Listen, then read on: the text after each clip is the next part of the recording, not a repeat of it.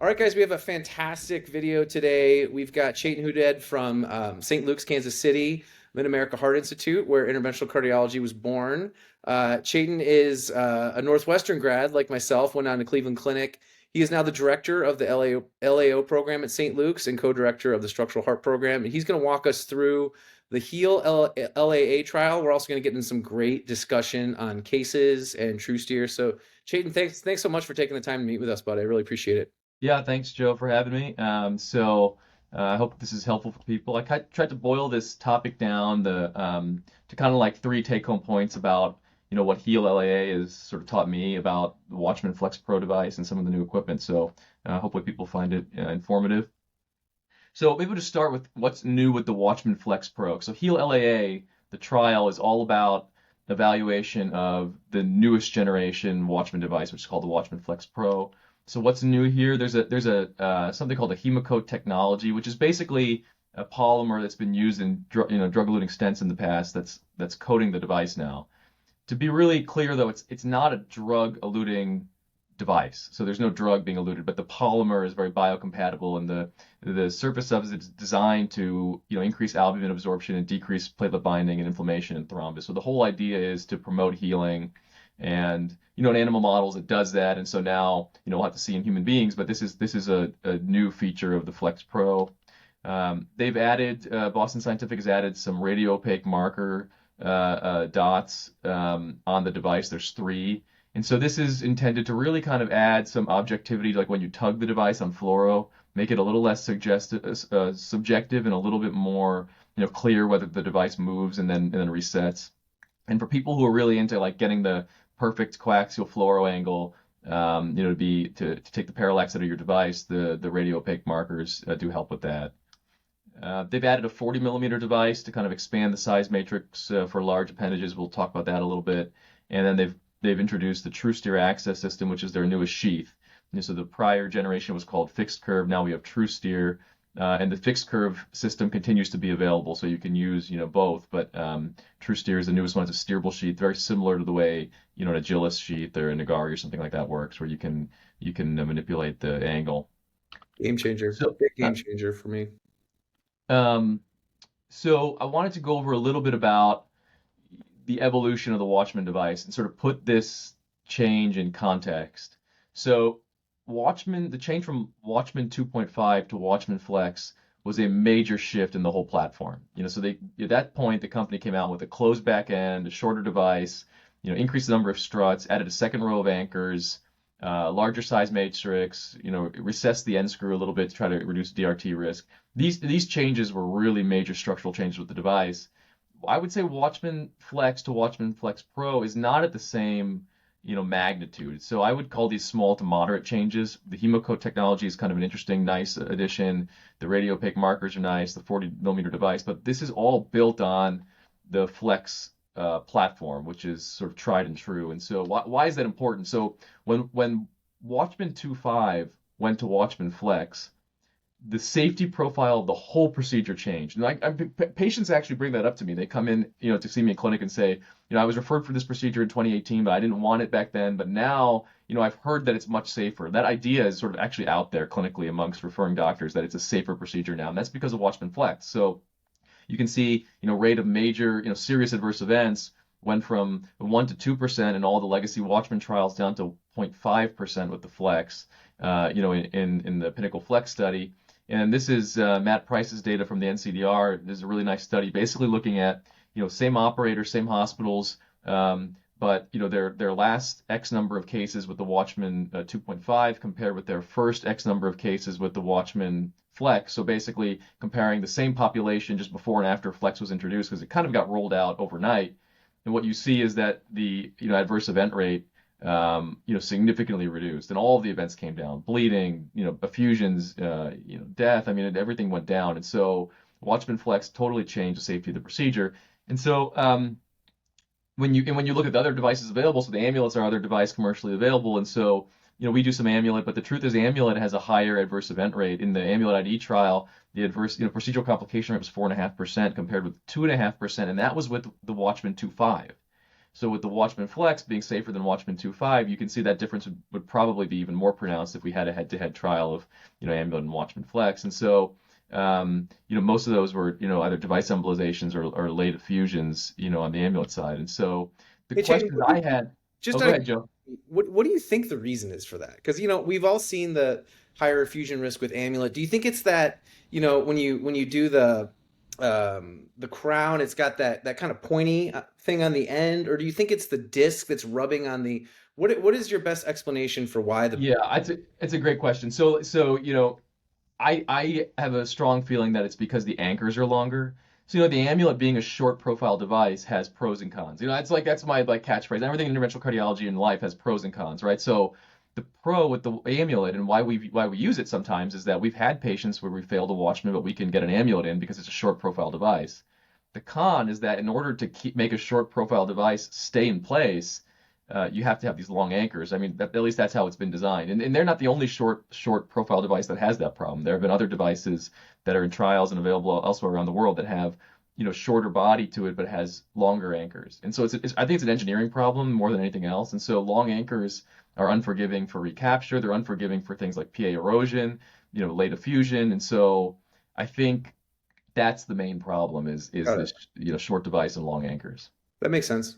Um, Yeah, so when we go from Watchman Flex to Watchman Flex Pro, the questions I have are, and I think a lot of people have we moved the needle on any of these three things? So acute issues, so like is the procedure going to become more safe or less safe? Ideally not less safe, or more or less effective. I think it's really important that Boston shows that we've made changes to the device, but we have not compromised safety and effectiveness. That's like number one. Number two is the long-term issues, right? Okay, so you got through the procedure, it was effective procedure, was safe. Have we changed anything in terms of long-term risk of leak or device-related thrombus, which are the two issues long-term that I really make sure I talk to patients about. And then third is can we treat patients we couldn't treat before? So like tough cases before that we might have failed, can we now all of a sudden do those because we have Flex Pro or the TruSteer access system? So, for question one, so what is the trial? So the trial was designed to study basically question one, which is safety and effectiveness of the Watchman Flex Pro. So this is a post-market study. So the device, had been approved and on the market, and the FDA requires, you do a study to kind of show that this, this device is safe and effective. And so 32 centers, we were involved in this. The primary analysis set is the first 500 of the 1,000 patients who were enrolled. So this is the data that was presented at TCT. And basically, patients had to have just a typical, clinical indication for a Watchman. So it's not like a new indication. This was patients who were either, high risk bleeders or had a history of bleeding or something, or some contraindication to anticoagulation long term. They get sent for the procedure. It's a single arm. There's no randomization. So they get the Watchman Flex Pro device. We, at 45 days, did a TEE, and then at 1 year, TEE is kind of the protocol. So if you look at the study characteristics, I think it's very similar population to the prior Watchman trial. So, about 40% women, a little bit more than we've had in the past. People in their late 70s on average. A little higher proportion of paroxysmal AFib, but not hugely different. Chad's VAS score of 4 and Hasbled score of 3. So I think in general, high risk bleeding, high risk stroke population, mostly men, but a decent number of women and older patients. Some of the real key features, though, I put here at the bottom just to recognize that are a little different. They say it's a real world trial. What that means is 23% of implants were done with ice, compared with 77% TE. I think that number here, the ice implant number, is higher than you would see if you just took a cross section of all the Watchman centers in the country, because this is a lot of high volume places and people who are doing a lot of ice. But ice was a big thing here. Post-procedure medications were pretty varied. I'll show a slide on that in a second. And the trial mandated that 20% of patients were in this diversity cohort, which was, traditionally underrepresented minorities. So, kudos to Boston for doing that and trying to, gain some data where we don't have much. These are the kind of key 45-day outcomes in my opinion. So 96.4% successful implant. Procedure time was pretty brief, so 30-minute average or median procedure time. There were 2 deaths by 45 days. No devices embolized. Less than 1% stroke. Far less than 1% pericardial effusion requiring drainage. And you can see the major bleeding numbers here. It's not apples to apples, but if you compare these same numbers to what was seen in Pinnacle Flex, the successful implant was actually a touch lower, was 98.8 in Pinnacle Flex, but the other kind of adverse events were very similar. So death was, again, less than 1%. no embolizations, less than 1% stroke, effusion less than 1%. So I think a lot of the like major safety indicators are favorable here in HEAL LAA. It's very Yeah. similar performance. It'd be interesting to see what the success rate would be with TruSteer. I bet you it'd be almost 100%. I mean, Yeah, I'll show you. So the TruSteer, you do get a little bump. So TruSteer is about 3% higher. So um, yeah. So question two was, have we changed long-term issues like leaks or DRT? I mean, I think that's what everybody wants to do. So I think what's so interesting, and to go back to the safety thing, there's a lot of new devices coming and a lot of people kind of going after the Watchman about leaks. The message has sort of been the Watchman's leak, and we got to come up with a device that doesn't leak because the leaks are the worst thing and all this stuff. And so, um, it's kind of interesting to see like will the Flex Pro change that? But also the point I bring up to people is like, at what cost do you want to not have a leak? I mean, would you rather have a device that has no leak ever, but the adverse event rate and the fusion rate and all stuff is like 4, 5, 6%? I yeah. think that's a hard pill to swallow, right? When like we're doing this on 90-year-olds and frail patients who have high risk of bleeding. I mean, so it's a balance there of how hard you want to push to get no leak at all. What's the So trade-off? Yeah. Good question. this is the leak data from Watchman Flex and Flex Pro. So the orange bar is complete seal. Okay, so 45-day TEE, core lab adjudicated, says there is no leak. And so you can see in Protect AF and Prevail, those are the trials from the original Watchman device, like way back in the day. So that this is kind of where this like Watchman leak thing really kind of started. Is like in those trials, the complete seal rate is only 60%. So 40% of devices have some amount of leak at 45 days. With Pinnacle Flex, when we went to Watchman Flex, that got a lot better. So it's 82.8%. And with HEAL, with the Flex Pro, it's almost identical, 82.7%. The other thing that you see that's important is like the greater than 5 millimeter leak. I mean, the really big leaks. I mean, greater than 5 millimeters these days, if you left that, you'd feel like you left an uncovered lobe or something in the lab. So I don't think Yeah. anybody's really doing that, but it's like 1.5% in the early days. It's 0 the last two, versions of the Watchman device. So that's good. The problem is still this sort of 0 to 5 leak thing where it's, 17% of people have these kind of, either small to medium leaks. And I think in general, I think the field now has kind of settled that 3 millimeters is sort of the number that seems to be identified in the data as being an important leak. But I have to be honest with you. I look at all our CTs and TEs when I do a case, after sizing a leak is a completely insane thing to do because it's a crescent. Like we know this from PVLs. It's a semi-lunar kind of a shape. It's a crescent there. So what size are we talking about? Because the traditional definition from the Watchman studies is the vena contracta by TEE, the smallest neck on TE.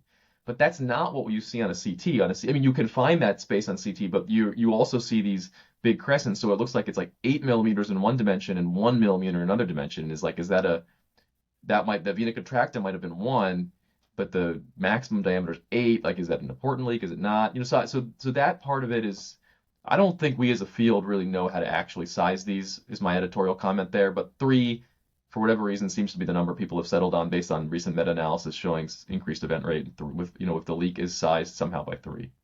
Well, I think the other thing what Flex has done for us is that we're so much more comfortable trying another deployment, right? Like you get Yes. your initial deployment, you've got a little leak. Back in the old days, some of these you might have just taken, but now we feel so much Yeah. more comfortable because of the safety profile that we can redeploy that device, we can pick a bigger device, we can pull it back, and I've really gone for that muffin top on every single case now. Yeah. I think Right. we've realized that the deeper deployments have a higher risk of DRT, you get stuck in more trabeculations. I think everyone now is really looking for that kind of pretty muffin top on 3D to really ensure you've got good closure. That's a great point. I mean, I think that's a great point. The Watchman 2.5, I didn't do a lot of those. That was being phased out when I kind of started, but the Watchman 2.5 was like when you deployed it, you're just kind of relieved that you deployed it and it's in place and it doesn't let you go Yeah. anywhere. And but the Flex is so much more forgiving that you almost feel like you owe it to the patient to just keep optimizing it. And you can't, you're not, the downside is to not optimize it, right? Yeah. Yeah, So the adjectives have changed when you deploy. It's gone from like pretty good, okay, to like, oh, that's gorgeous. It's perfect. Like yeah, that's yeah, the exactly. adjectives you want. I never want a patient to hear me say it's okay. Like. Yeah, and then it's funny you say the muffin top. Our clinical who works with us a lot, she always says, "I don't like this visual of the muffin top, but I like champagne cork." So we call it a champagne cork in All our right, lab. I like that. Oh, because you're celebrating champagne cork. There you go. Exactly, it's celebratory. So, okay, what about DRT? So DRT is kind of an interesting story, and I have to be honest, like you'd hope that you put this polymer on and DRT is like cured. There's no DRTs with Flex Pro or something. Unfortunately, that is not the case. So I had to kind of like dig into these trials a little to get these numbers, but Protect AF and Prevail and their continued access protocols, at 45 days there was a less than 1% DRT rate. 13 out of 1,700 patients. Pinnacle Flex, it was 1 out of 400 where the DRT was identified at 45 days. There were more, I think 6 or 7 identified after 45 days, but at 45 it was 1. In HEAL, there were 7 out of 448 at 45 days, so that works out to 1.6% of patients who had core lab evaluated TEs at 45 days. What's interesting though here is in Pinnacle and Protect, so with the old trials, oral anticoagulation after implant was mandated. So all these patients went out on anticoagulation, whether it was DOAC and Pinnacle Flex or warfarin in the old studies. In HEAL, that's not the case. So in HEAL, this is the discharge data at HEAL. 57% were on DOAC, but the rest are on this smattering of things like, a third are on DAPT, and you look at some patients are on single antiplatelet therapy or no therapy. So there's a lot more DAPT here, and we were talking about this sort of before we started recording, but I think it's really kind of cutting edge, the idea that is DAPT actually just harmful in a left atrial appendage occlusion? I mean, I was an early adopter of DAPT. When the DAPT label came out, I started saying, okay, let's do DAPT, and Yeah. we saw a lot of bleeding with DAPT, and I actually had some patients who were on Eliquis or on apixaban, they were doing fine, and I thought I was doing them a favor to like de-escalate to DAPT, and I get a phone call 2 weeks later that they're bleeding on DAPT, and I said, okay, we have to go back on apixaban, and that kind of sparked this thought I had, and there's been a lot of data now. I mean, so this is data from the group at Yale, I think, that just came out, an NCDR paper looking at comparing DAPT to a regimen of DOAC plus aspirin, or comparing DOAC alone to a regimen of DOAC plus aspirin. Now, what I want to highlight is that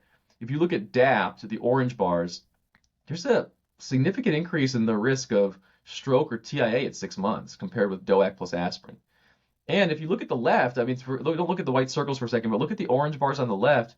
There's no difference in major bleeding. There's no significant difference in major bleeding. So DAPT is not having less bleeding, but it is having higher ischemic events. And if you look at the Pinnacle or the HEAL data on DRT, it's a little suspicious, because a lot of these DRTs in this HEAL study, I think the majority at 45 days were on DAPT. They weren't on anticoagulation. So I think the jury is still out a little bit on what the best regimen is, and whether the Hemocoat technology has any acute benefit. It might have a benefit later, a year, 2 years, but acutely at 45 days, we haven't seen a big change in the DRT rate. Yeah, I mean, so what's your protocol, Chayton? Because I really think that all this data, the DRT data especially, is so influenced by your post-procedural anticoagulation and imaging strategy. So we've Yeah. gone to 90 days of DOAC for everyone that can do it, and then we stop the DOAC, we put them on aspirin, and then we image at 120 days with CT, which is the Champion AF protocol. And I really feel like I feel so much more comfortable with that, because I know I'm going to catch most of the DRTs because they've been off DOAC for a month. And, I think at that point, you really know your procedural result on the CT, if it's good or not. So what are you guys doing? Because this is so variable, and we really need a clinical trial for this, I feel like. Yeah, we do something similar to what you described. So we also adopted the Champion imaging protocol, where it's 3 months of antithrombotic therapy, then go to aspirin 81 milligram monotherapy at 3 months, and then at 4 months we image for the first time, usually with CT, as long as the renal function's good. And if the 4-month CT looks great, I mean, like no leak, no DRT, we don't image them again in the year, because we think the yield is low, having moved the first imaging out to 4 months. The early 3-month protocol, what I've tried to do is really tailor it to the patient. So the things that influence me in the lab are, if I see spontaneous echo contrast or sludge, I am much less likely to recommend DAPT. If I see a really large appendage, like if we're putting like a 35 device or a 40 device, and then permanent AFib. So those are the three things that really drive me, away from DAPT. I've done it if we absolutely have to. I mean, there are some patients who are like, I really do not want to go into anticoagulation, and I've done it and we've been okay, but we've had some DRTs there too. If they're a paroxysmal AFib, and we're putting a 24 or 27 device and there's no smoke, I'm usually pretty flexible about what we put them on. If they've tolerated an anticoagulation recently, they haven't had a major event in the last few months, I will keep them on for 6 more weeks. and then go to DAPT for 6 weeks. So we do 6 and 6. We do 6 weeks of anticoagulation, then 6 weeks of DAPT, and then Got we it. do aspirin alone at 12 weeks. So it's very similar to what you described, but we do have this kind of 6 and 6 protocol for most people. But I've started using a lot of half dose DOAC now because there's good data for half dose DOAC. I mean, Oh, this really?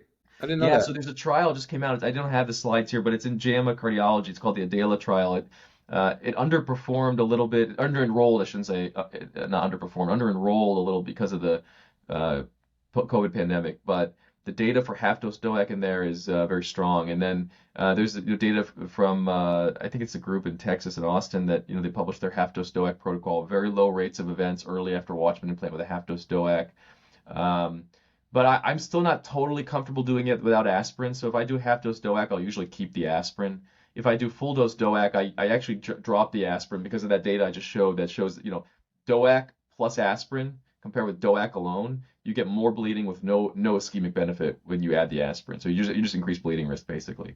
Got it. I didn't know So. that. So larger devices have a higher risk of DRT. I wasn't Yeah, aware there's of a couple studies that basically show two things. Some of the studies show large device, some show large appendage. I think they're surrogates for basically the same thing.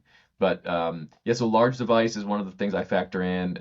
Large device, deep implant people talk about. We try to avoid that, like you said, and get the champagne cork or muffin top or whatever. But permanent AFib, large device, and then smoke is the number one thing. Like if there's smoke, that I think trumps everything. And that's not been shown in any models really because it's a hard thing to like put in a multivariable model. But I think it's just sort of clinically obvious that that's not one you want to do.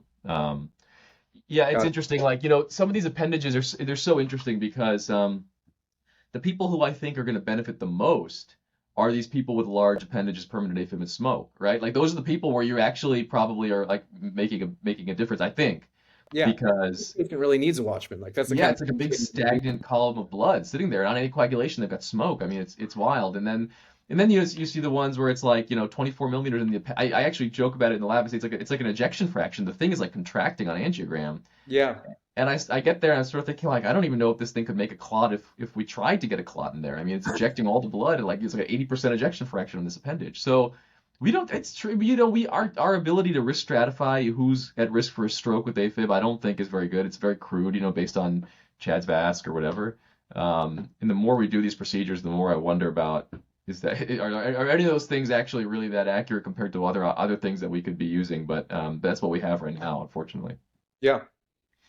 All right, so question 3, I think is kind of the fun stuff. So have we improved our ability to treat challenging cases? So this is a case my partner did, 89-year-old man with AFib, GI bleed in a large appendage. So you can see the measurements there by CT and then the baseline TE. So we're getting anything up to like 32 millimeters on TE. CT is close to that, 32 by 30. And so this is one where, you get this before the case and you might say, gee, I'm not sure a 35 is going to close this. If you look at the size matrix, we're like right on the edge of a 35. But now that we have the 40, you're right in the middle of a 40. So this is the kind of case you bring to the lab now. And you might close it with a 35, you might close it with a 40, but you feel good at least putting the patient on and going transeptal. And so, this is we're a very TE focused place. I'll do ice only for people who really need it clinically, like if they've got varices or something like that, be like do ice only, that's fine. We kind of worked on getting that skill set a couple of years ago, so we have it, but we don't use it every case. So this is we did 3D TE here, and we like to use MPR like we do for mitrals and tricuspids, and you get kind of nice pictures, everything simultaneously. And so she's got the flex ball nice and deep there, and you can see the 40 device sat really nicely, good compression on it. Got a little bit of that kind of champagne cork look we're talking about, and this is the angiogram sealed really nicely, there. So got a good result in that, in the 40 has been successful in the U.S. or I shouldn't say in the U.S. in the trial in the HEAL trial, 6% of cases in that first 500 subset were done using the 40. I don't know, Joe, have you used the 40 much, or I've only put it in one patient really since it's been on the show. I haven't used it much. We must have like smaller appendages in Boise, but maybe like one or two. My friends in Alaska say everyone has huge annuli of their aortic valve and huge appendages, so they probably Really? use more in like Alaska. But yeah, no, I mean I think it's great to have for sure, and I think especially looking for that champagne cork, I think we're really kind of pushing the oversizing a little bit more, especially when it's trabeculated. I think it's important to oversize a little bit. So yeah, no, I think it's great to have on the shelf for sure. Yeah, and what I've kind of heard and what's been my experience is this kind of thing where you weren't sure if you could do this with a 35, but then you get to the lab and you end up putting a 35. Like a 35 looks great. So the 40 maybe, even though we're not putting the 40 in everybody, we might be doing a few more cases that we might have been kind of borderline before because you just weren't sure you could get it, and you get to the lab and it's smaller on TE than you thought it was on CT or something, and then it's fine. So um, okay, and this is I think the coolest part of the whole HEAL LAA experience was the TruSteer cohort. So we put a bunch of patients in that part of the study, and I just kind of want to talk about like what was life like before TruSteer. And I think a lot of people on the app may not be using TruSteer, and so this might be what life is still like for them. And so this is a case I did a couple of years ago. 81-year-old lady, paroxysmal AFib, CHA2DS2-VASc 4, frequent falls. And so you can see from the angios and RAO caudal shot, the appendage has this very downward, we call posterior kind of angulation. And to me, the clue of that on TE, like if you're looking at a screening TE, is you see on the 90-degree view there how the appendage is actually facing backwards towards the LV. That's a really tough posterior inferior kind of an appendage. My actual rule of thumb is in 90, if it's facing down, if it looks like totally parallel to the ventricle, like it's like a little left ventricle next to the actual left ventricle, that's going to be a tough case because it's going to be a posterior inferior one. And this is actually even more severe than that. And so I like to cross kind of anterior and low in general. And in this case, I actually ended up recrossing going a little bit higher, so kind of mid and anterior, just because I was having trouble with my angle. And even after recrossing, you can see my angle's not great. So my sheath angle and the LAA angle are like almost completely perpendicular to each other. And so this is not what you want. But I can't get a better cross anywhere else. And so this is how I would do this. I call this the candy cane technique. So you bury a pig. I don't usually use a pigtail for most cases, but for these tough cases we do. So I bury a pigtail as deep as I can get it. And then the frame 2 here is I put the Amplatzer wire, so the body of the Amplatzer wire is in the pigtail but not out, so it just gives it body. And then with your left hand, just kind of forward traction on the Watchman single curve sheath, and with the right hand, negative traction, sort of counter traction on the pigtail and the wire, and then you kind of slide the sheath as deep as you can get it upside down like a candy cane, and then just unsheath the device. So you get it as deep as you can, unsheath it. And you can see on the angio here on the right, my contrast isn't even filling the appendage. It's filling the pulmonary vein because it's just totally out of plane with the appendage. You have to work to get in plane to deploy the device, but then it's totally out of plane. And this worked okay. I mean, this is kind of before TruSteer to get a good result. The device is well seated. It looks good with CT 4 months later. But now that we've had TruSteer since February, it's been much easier. So this is kind of the specs on TruSteer. So it comes out of the box like a double curve, but you have this bigger handle here with this wheel. And so the default shape is a double curve, but you can extend it. So if you roll the wheel towards you, so this thing kind of towards the bottom of the screen, it'll extend out here and behave like a really anterior kind of curved sheath. And if you roll it away from you, you clock that wheel, it goes down, and you can rotate it over 150 degrees away. And so you can close anterior, you can close posterior, you can do the easy ones, the hard ones with this. It's kind of nice. It is bigger, so one thing I worried about early on, so the OD on this is 17 French compared with 15 French on the fixed curve. So I kind of worried early on about, is it going to be harder to get across the septum? Are we going to have more effusions? Are we going to have more issues there? And it's been fine. Like I was actually, when we first got it, I was thinking, should I start like routinely doing a small balloon septostomy to cross the septum to make it easier? And we haven't had to do one septostomy for this. So it actually hasn't been an issue. Yeah, I like it. And Um, it's a little stiffer too, and I feel like it gets through the venotomy a little easier. So yeah, I think the platform's been great. Yeah, I agree. I mean, it's got definitely got a little more body to it, and you can feel that. So like if you're deep in but the nice thing is with the TruSteer techniques, you really don't have to be that deep, and with flexible, you don't have to be that deep. But if you're deep in the appendage, you have to be a little bit gentle with it, I think.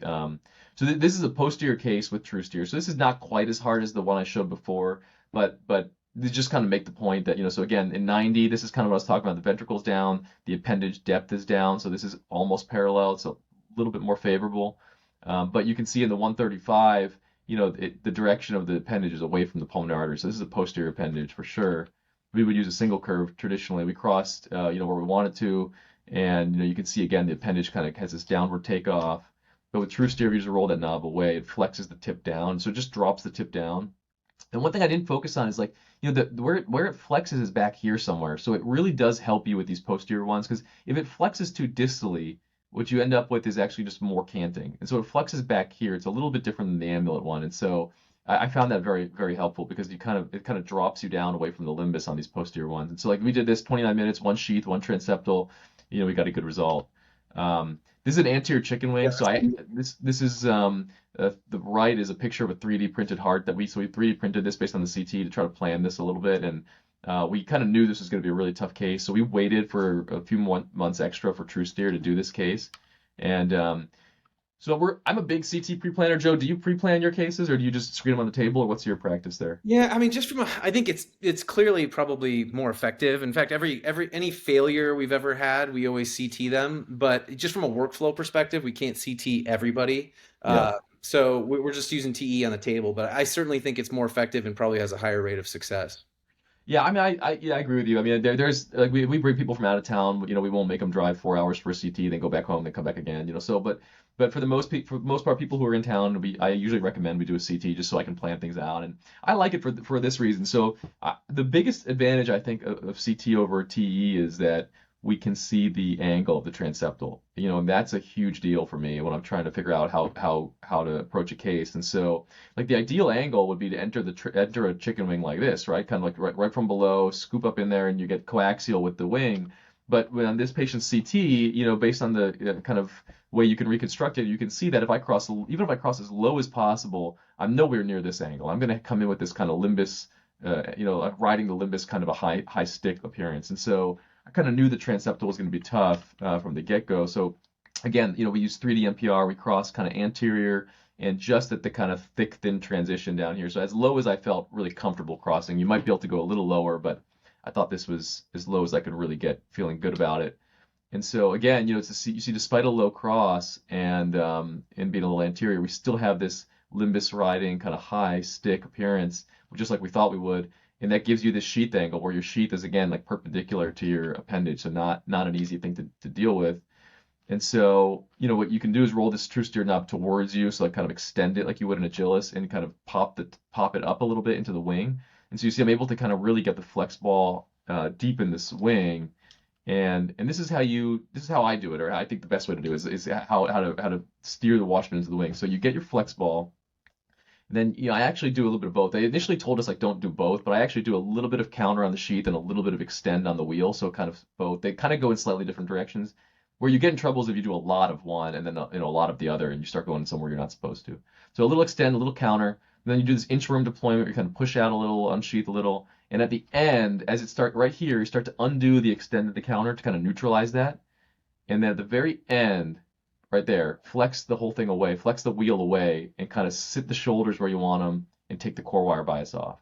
And No, so that's you could, textbook, dude. I mean, and I think it takes a little bit of getting used to. When I started doing this with the TruSteer, you're trying to do them at separate times, right? Like you're steering down and pushing, but you really have to do both at the same time. You really have to kind of steer down and push at the same time so that it kind of tilts it that way. And I think this is a good example of that. yeah, there's a little bit, it's interesting. Like it's obviously a single operator kind of thing, but it's a little bit of getting used. It's like playing the piano or something, getting used to like moving your hand from like all the way down on the left at the groin to torquing it, then coming back to the wheel a little bit. And it does take a few kind of reps, I think, to kind of get that rhythm down. But it works really well. And the thing I would like, the thing I commend them for doing is like having a approach to teaching this technique, because if you just handed me this sheet out of the box and said, here, use this for your next Watchman, I never would have thought about steps 3 and 4. I never would have thought, I mean, it just wouldn't make sense to me to flex at the end, like to flex away and clock on an anterior chicken wing. I'd be like, why would you do that? But when you do it, it makes total sense. Like that's how you kind of sit the shoulders where they need to be and take all this bias off the wire. And so I think they did a nice job of kind of rolling this out and teaching people the technique, because it is a totally different technique than just using a fixed curve sheet. And you can see, like, we get the Watchman in here, and it almost looks sideways, but it's nicely tucked in. There's a tiny shoulder on the limbus side, no leak, and it looked really good. Okay, back to some data. So this is what you were talking about before. What's the success of TruSteer, right? So with TruSteer, 200 patients, only one unsuccessful implant. So 99.5%. It was 96. It was like 96.5 in the whole cohort, 96.4 in the fixed curve cohort. So statistically different. So TruSteer did give you a 3% bump in acute implant success. In terms of leak, it wasn't very different. A little bit, maybe, 93.5% complete seal with TruSteer, 92.5 with the other access system. So this was at the time of the case. So these numbers are a little different than what I showed you before, because I showed the 45-day data before. So a lot of times at 45 days, some of these small leaks show up that you didn't see acutely. So at the time of implant, it was a little higher with TruSteer.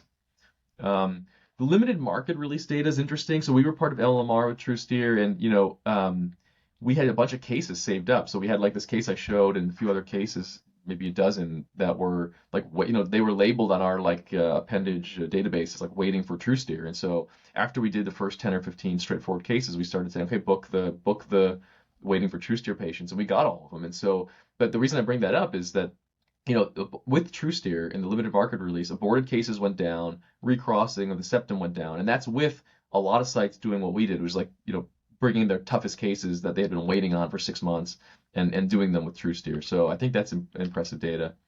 This is kind of how I would think about sheath selection before TruSteer. So like before, if it's posterior, like I was showing before, this is kind of like, these are all areocaudal kind of drawings. I would use a single curve. For this kind of, low-lying appendage, which is where the transeptal angle is kind of a high angle, or an anterior chicken wing, or just an easy broccoli anterior windsock case, we would use a double curve.